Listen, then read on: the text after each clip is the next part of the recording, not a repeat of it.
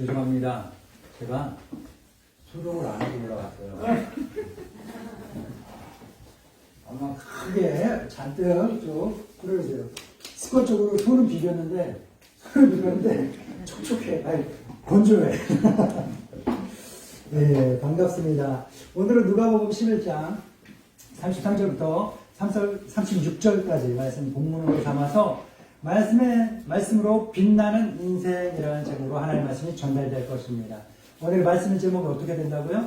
말씀으로 빛나는 인생. 한 번 더 시작! 말씀으로 빛나는 인생. 아멘. 이 제목의 말씀이 저를 통해서 하나님께로부터 여러분에게 전달될 것입니다. 말씀만 전달될 것이 아니라 말씀이 전달되는 이 시간에 동시에 하나님의 활짝 열려서 하나님의 은혜와 사랑과 능력과 복이 함께 전달될 것이고, 뿐만 아니라 하나님 아버지의 다함이 없는 영원 무궁하신 그분의 그 지혜와 지식과 그 기쁨과 평화도 함께 전달될 줄로 믿습니다. 네.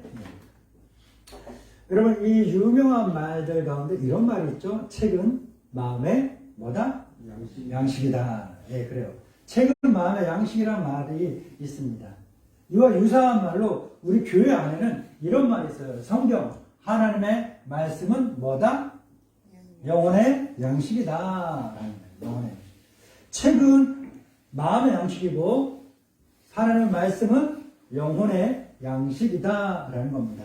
책은 마음의 양식이다. 이 말의 뜻이 뭔지는 아시죠? 예, 어떤 뜻일까요? 사람이 좋은 책을 보게 되면 어떻게 된다? 밝아지고, 총명해지게 된다는 거예요. 그런데 안 좋은 책이 있어요. 좀 나쁜 책들이 있습니다. 그런 책들을 읽으면 반대로 어떻게 될까요? 마음이 어두워지고 사람이 총명해지지 않고 우매해지게 되는 거죠. 독일의 유명한 유물론 철학자가 있습니다. 포이에르바하라는 사람입니다. 이 사람은 아주 유명한 말을 남겼는데요. 사람은 그가 먹는 것이다 라는 말을 남겼습니다. 이 말이 무엇일까요? 사람은 어떤 음식을 먹으면서 몸이 변한다는 거예요. 그렇죠? 어떤 음식을 먹느냐에 따라 내 몸이 변해요. 제 중학교 때 2학년 때 친구 중에 하나는 유난히 키가 컸던 친구가 있어요. 그 친구가 저도 작은 키는 아니었거든요. 중학교 때. 근데 지금은 그냥 표준입니다. 네. 중학교 2학년 때 유난히 컸던 그 친구가 항상 점심시간에 같이 도시락을 먹을 때 어떻게 먹는 줄 알아요? 2교시 끝나면 주는 200ml짜리 하얀 우유가 있습니다. 그 우유를 막 흘려서 뜬 다음에 자기 밥그릇에 부어서 막 말아서 먹어요. 야! 그 친구 이름이 호수예요. 이름이 최호수라는 친구인데, 야 호수야, 야 어떻게 그렇게 먹냐? 뭐라고? 네. 왜 그렇게 먹냐 했더니 자기는 밥을 이렇게 먹는데요. 너무나 맛있대요. 따라 먹어봤죠? 맛있어요? 맛있을 것 같아요? 맛없어요. 근데 그 친구가 하는 얘기가, 야, 난 이렇게 먹는데 이렇게 먹을 거 없고 키가 커 하는 거예요. 물론 그 말이 진짜인지 아닌지 모르겠는데 적어도 그 친구에게는 사실일 거예요. 왜? 그 친구는 우유에 밥을 말아갖고 이렇게 먹으니까 키가 큰 거예요. 키가 클 때 됐는데 그렇게 먹은 건지, 그렇게 먹었기 때문에 키가 큰 건지는 모르겠어요. 하지만 그 친구에게는 우유에다 밥을 말아 먹어서 키가 컸다라는 말이 진리처럼 느껴질 겁니다. 만약에 그 친구의 말처럼 우유에 밥을 말아 먹었기 때문에 키가 컸다 라고 한다면 포이에르바하의 말이 그대로 맞겠죠. 이렇게 먹으니까 키가 컸다. 사람의 몸이 변했다. 채소나 과일 같은 것들을 먹지 않고 지방이 있는 것만 잔뜩 좋아하는 사람들도 있을 거예요. 그 사람들의 몸은 어떻게 될까요? 또한 반대로 육류나 지방이 있는 것들은 전혀 배제하고 또한 채소류만 먹는 사람들이 있을 거예요. 그 사람들의 몸은 또 어떨까요? 사람은 자기가 뭘 먹느냐에 따라 몸이 변하게 됩니다. 몸만 변할까요? 몸이 변하면서 뭐가 변해요? 생각도 변하는 거예요. 삶의 가치관이 변하는 거예요. 생각이 변해요. 삶의 가치관이 변해요. 그럼 뭐도 변할까요? 삶의 행동도, 패턴도 변하게 되는 것입니다. 그래서 사람은 뭘 먹느냐에 따라가 뭘 먹느냐, 이것이 내 미래의 내 삶을 결정짓는 아주 중요한 영향을 미치게 된다는 겁니다. 그래서 책은 마음의 양식이라는 말은요, 사람이 양식을 먹음으로써 신체가 변하고 마음이 변하고 생각이 변하고 사상과 가치관이 변하는 것을 가르쳐주기 위해서, 알려주기 위해서 양식이라는 것을 메타포로 하여 우리에게 알려주고자 책은 마음의 양식입니다 라고 이야기를 한 것이죠. 세상의 철학을 담아 전하고 가르치고 있는 책조차도 사람에게 큰 영향을 미치고 인생을 변화시킬 수 있습니다.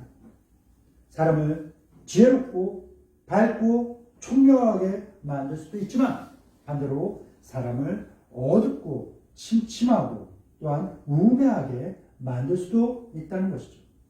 세상의 철학과 지식을 가르치는 책이 그런데 하물며 전지전능하신 하나님의 지혜와 그분의 마음과 그분의 말씀을 전하고 있는 우리가 들고 있는 이 성경, 이 하나님의 말씀이 한 사람의 인생에 미치게 될 그 영향력을 상상해보라고 한다면 평범한 우리로서는 쉽게 그 위대함이, 그 굉장함이 상상되지 않을 정도입니다.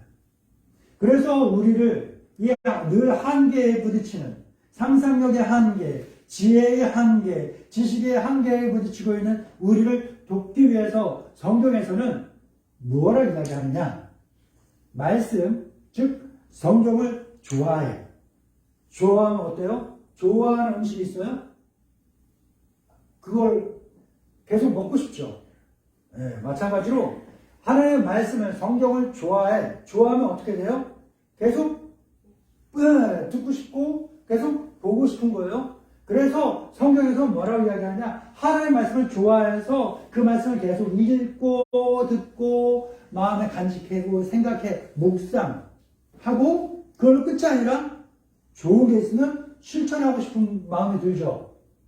네. 우리 선생님은 뭐 아이들에게 어디 가서 배웠는데 아이들에게 되게 이게 하면 애들이 한 번에 휘어잡을 수 있고 말이 되게 잘 들을 수 있대. 그런 거 알면 그런 거 해보고 싶은 마음이 생길까요? 안 생길까요? 그리고 또 해요, 안 해요? 네, 해봐요. 어쨌거나 결과가 내가 기대치에 미치지 못하든 간에 시도를 해본다는 거예요. 그런 것처럼 하나님의 말씀을 좋아해서 읽고 듣고 묵상하고 그대로 지키면서 살아가는 사람을 가르쳐서 성경에서 뭐라고 그럴까요? 복인이에요. 그래요. 복 있는 사람. 하나님의 말씀을 읽는 사람, 듣는 사람, 지키면서 살아가는 사람이 어떤 사람? 복 있는 사람이에요.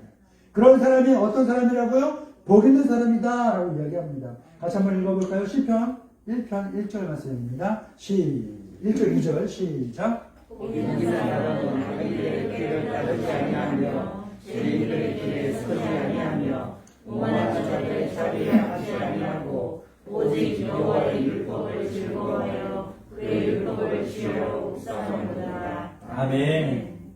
복 있는 사람은 하나님의 말씀이 너무 좋아. 그래서 주야로 밤낮 그 말씀을 읽고 그리고 그대로 지키면서 살아가는 사람. 복 있는 사람입니다. 아멘.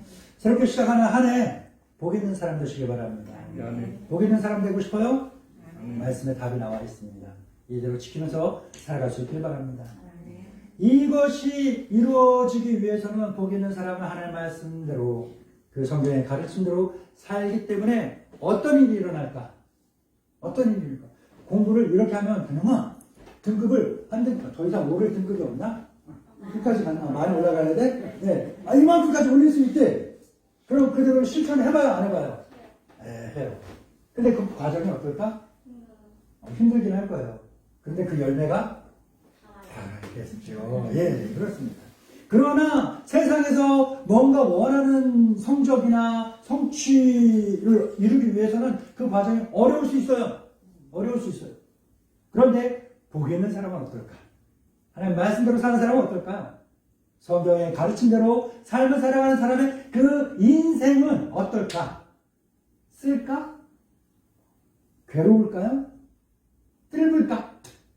듣고 싶을까요?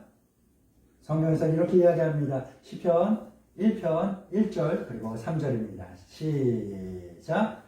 우리는 그 사람은 자기들의 길을 따르지 아니하며 죄인들의 길에 서지 아니하며 오만한 자들의 자리에 앉지 아니하고 그는 시냇가에 심은 나무가 저를 따라 열매를 맺으며 그 잎사귀가 마르지 아니함 같으니 그가 하는 모든 일에 다 형통하리로다. 아멘. 할렐루야. 아멘.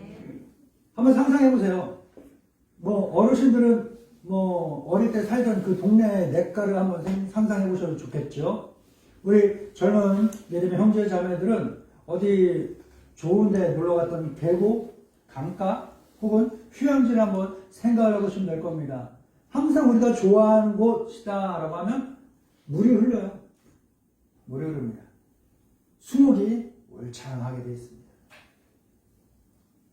그곳에 심겨진 나무들을 보십시오. 진한 가뭄이 온다 했을 때 메마름이 있을까요? 어려움이 있을까요? 고통이 있을까요? 그렇지 않아요. 그들의 삶은, 그들의 인생은 쉽습니다. 형통해집니다. 그 열매는 어떨까요?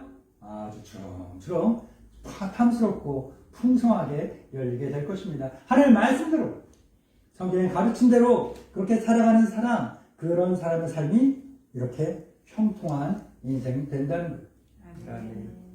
되게 좋죠. 되게 복스럽죠. 그런데 이것보다 더 중요한 것, 더 귀한 것이 있어요. 내가 말씀대로 성경 가르친 대로 그렇게 읽고 듣고 묵상하고 또 지키면서 살아야지 해서 해. 근데 이게 이렇게 해서 삶이 형통해졌어. 문제가 안 생길 수 없지만 그 문제들이 쉽게 해결됐어. 그게 끝일까? 아니라는 거예요. 가장 중요하고 가장 근본적인 것은 뭐냐? 바로 이렇게 살아가는 사람의 인생, 복 있는 사람의 삶을 살아가는 그 사람의 인생을 하나님께서 칭찬하시고 하나님께서 인정하시고 하나님께서 책임주신다는 겁니다. 우리 마지막으로 한번 읽어볼까요? 시편 1편 6절입니다. 시작! 무릇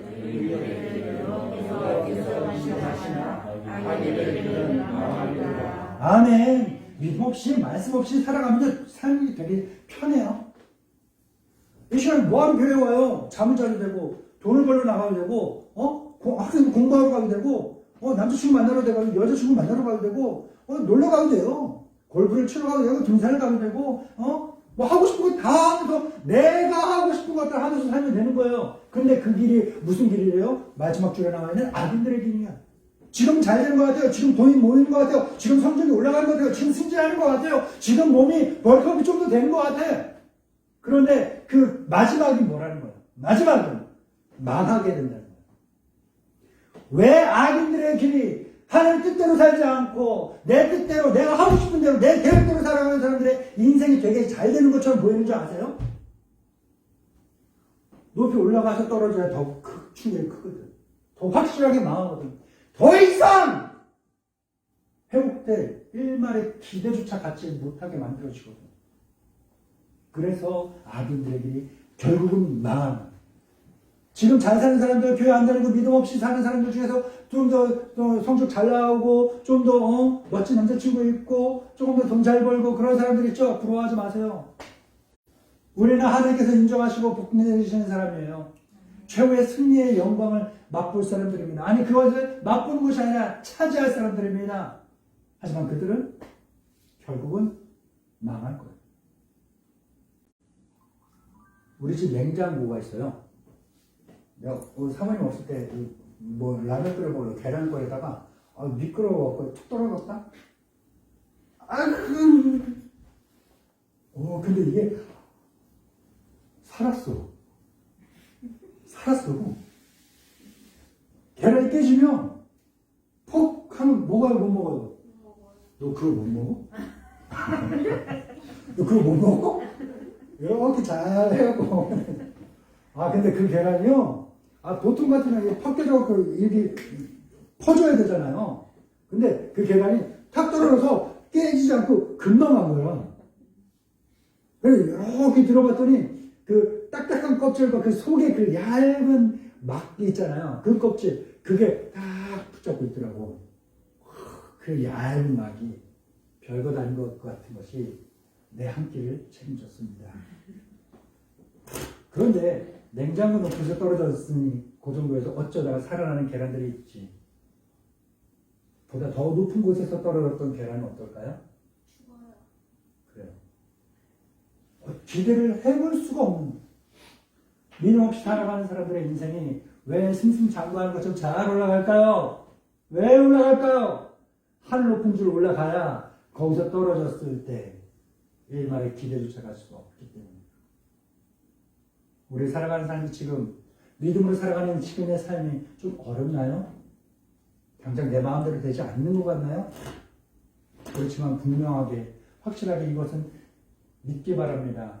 지금 이 순간도 하나님 나와 함께 하십니다. 지금 내 이러한 삶을 하나님께서 인정하시고 기뻐하시고 결국에는 큰 복을 차지하게 만드신다는 겁니다. 그래서 예수 그리스도께서는 이렇게 복 있는 사람들의 삶을 살아가는 사람, 말씀대로 살아가는 사람, 믿음대로 살아가는 사람, 이들의 삶이 매우 좋은 의로운 사람이고 이들이 결국은 마지막에 어떻게 한다고요? 믿음 없이 살던 그 믿음 없는 이 불의한 사람들을, 악한 세대를 정죄하고 심판하고 최후의 영광을 차지하게 될 것이라고 말씀하신 겁니다. 예수님께서는 또 오늘 말씀에서 뭐라 말씀하십니까? 하나님 말씀이 인생에 미치는 영향이 너무나 굉장하기 때문에 그 말씀을 어떻게 해야 돼요? 우리가 봐야 돼요. 봐야 돼요. 근데 뭘 볼 수 있어요? 말씀을 볼 때, 박권사님, 말씀을 볼 때 뭘 볼 수 있어요? 네, 눈으로 봐야 돼요. 눈으로 봐야 돼요. 손으로 볼 수는 없어요. 손으로 볼 수는 없어요. 팔꿈치로 볼 수 없죠? 네. 내 머리가 아무리 좋다 하더라도 머리로 볼 수는 없어요. 눈으로 볼 수밖에 없습니다. 그래서 예수님은 온 몸의 눈, 이것이 너의 외부 세계에서 내부로 들어오는 모든 것을 볼 수 있는 창문이다.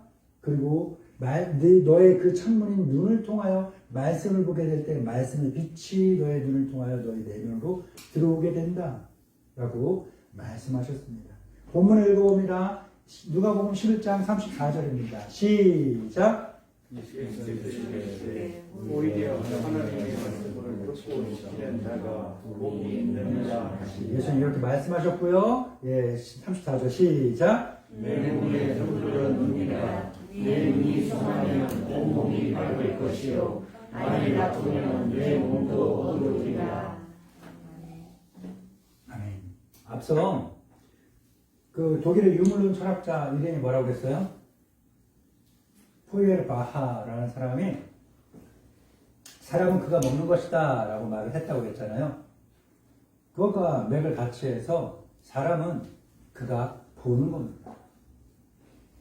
사람은 무엇을 보느냐에 따라 마음과 생각과 가치관 그리고 삶의 패턴에 영향을 미치고 변하게 됩니다. 그리고 사람이 가장 자주 보는 것, 내가 가장 즐겨 보는 것, 그것이 무엇인지를 보게 되면 그 사람 속에 지금 뭐가 가득하겠구나라는 걸 알 수가 있는 거고 그 사람이 지금 주된 관심사가 무엇인지를 알 수 있게 되는 것입니다. 예수 그리스도께서 본문에서 말씀하셨듯이 사람의 온몸의 창문의 역할을 하는 것은 눈입니다. 눈이 보는 것이 바로 내 내면을 가득 채우게 됩니다. 눈으로 죄악된 것을 보게 되면 내 내면이 죄악으로 가득 차게 되는 것입니다. 내 눈으로 음란한 것을 계속 보게 되면 내 내면이 음란으로 가득 차게 되는 것입니다. 그러나 반대로 내 눈으로 이렇게 아름다운 것을 보게 되면 내 내면이 어떻게 될까요? 예, 차마 내 입으로 말을 못하겠죠? 예, 아름다움으로 가득 차집니다. 내가 내 눈으로 하나님의 말씀을 보게 되면 어떻게 돼요? 내 내면이 하나님의 말씀의 빛으로 충만하게 채워지는 줄 믿습니다. 사람이 칠흑 같은 그 어둠 속에 있었을 때 두려움을 느끼게 됩니다. 근데 칠흑 같은 어둠 속에 한가운데 홀로 있을지라도 두렵지 않은 경우가 있어요. 어떨까요? 어떤 경우일까요? 빛이 있습니다. 빛이 있습니다. 사람이 인생을 살아가다가 내 안에 하나님의 말씀의 빛이 가득 채워지잖아요. 그럼 그 빛이 나를 충만하게 채워서 이 빛이 내 바깥으로 뿜어져 나오게 됩니다.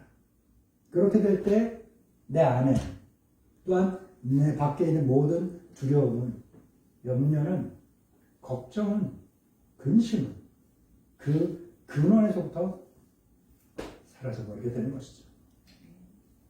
말씀의 빛이 가득한 사람의 인생은 모든 것이 기뻐할 만한 인생이에요. 감사할 만한 인생입니다. 너무나 좋습니다. 평화가 가득합니다. 그래서 항상 기뻐할 수 있고 모든 것에 감사하며 기도할 수 있을 만한 모든 필요 충분 조건이 다 채워진 인생이 바로 복 있는 사람이요, 말씀의 빛으로 가득 찬 인생을 살아가는 사람의 삶이 되는 것입니다. 우리 데살로니가전서 5장 16절부터 18절 말씀 한번 읽어볼까요? 시작. 항상 쉬지 말고 범사에 그리스도 예수 안에서 너희를 향하신 하나님의 뜻입니다. 아멘. 사랑하는 믿음의 형제자매 여러분, 우리의 구원자이신 그리스도 예수께서는 오늘 본문을 통하여서 우리에게 당부하며 또한 단언하십니다.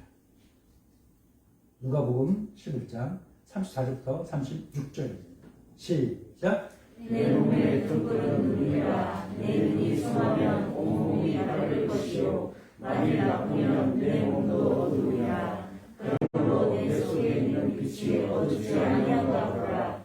내 온몸이 밝아 조금도 어두운 데가 없으면 그 불의 빛이 너를 비출 때와 같이 온전히 밝으리라. 아멘.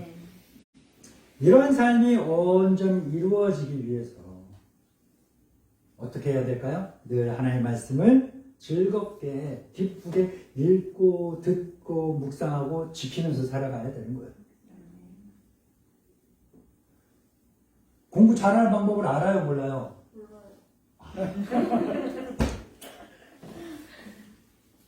공부 잘하는 법, 성적 오르는 법 알죠?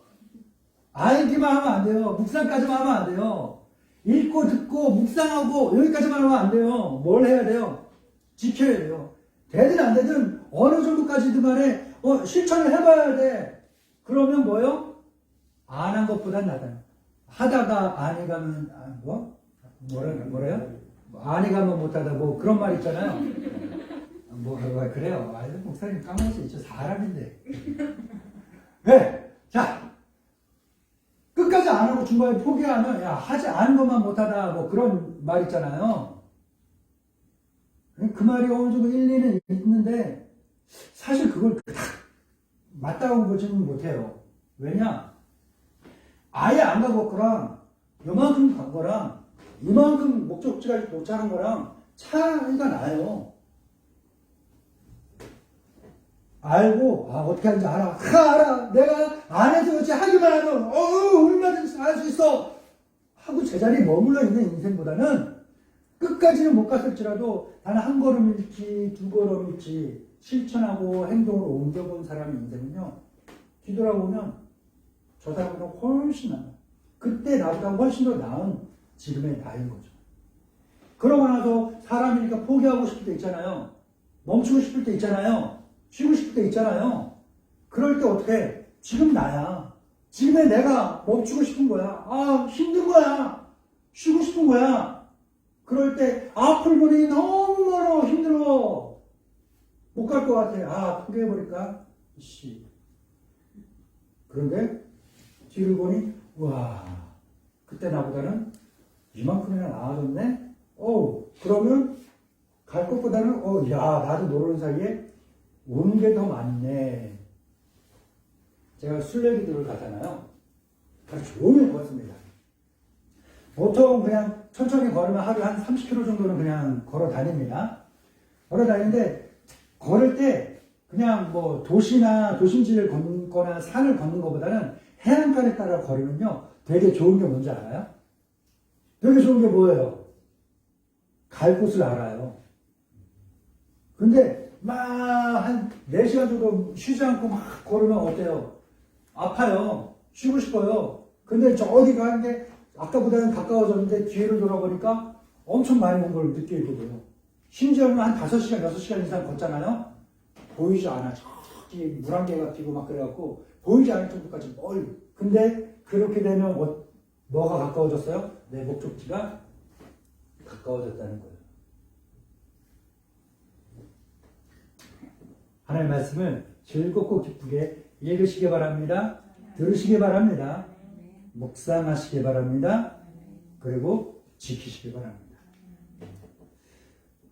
어떻게, 언제, 어디에서 매일매일 시간을 좀 정해요. 하루 24시간 중에 언제 몇 시간이 필요는 없어요. 한 몇 분도 괜찮습니다. 그리고 그것을 할 장소를 정해요. 그 시간, 그 장소를 특별하게 구분해서 매일 그 시간에 그 자리에서 즐겁고 기쁘게 하나님의 말씀을 읽으세요. 들으세요. 묵상하세요. 그리고 그 시간과 그 자리를 벗어나서는 그때 그 자리에 그 시간에 했던 그 묵상의 말씀처럼 지키면서 실천하면서 살아가세요. 하나님의 말씀의 빛이 찬란하게 빛나고 가득한 여러분의 인생이 될 줄 믿습니다. 좋으신 하나님 아버지 감사합니다. 사랑하는 성도들에게 귀하고 보배로운 말씀 주시니 감사합니다. 새해를 시작하는 이 첫날 첫 시간 예배하며 시작할 수 있으니 너무나 기쁘고 너무나 감사합니다. 하나님, 연초에 누구나 마음의 계획을 세웁니다. 그 계획이 내 육신의 정욕과 안목의 정욕과 이생의 자랑을 위한 것이 아니게 하시고 오로지 하나님의 나라와 영광을 위한 그러한 계획들 되게 하소서. 그리고 우리가 그리스도 예수의 말씀처럼 복 있는 사람, 진정 믿음 있는 의로운 사람 되게 하시옵소서. 이를 이루기 위하여 매일매일 즐겁게 기쁘게 하나님 말씀을 듣고 읽고 묵상하고 지키며 살도록 성령님 나에게 우리에게 힘을 주옵소서. 예수님의 이름으로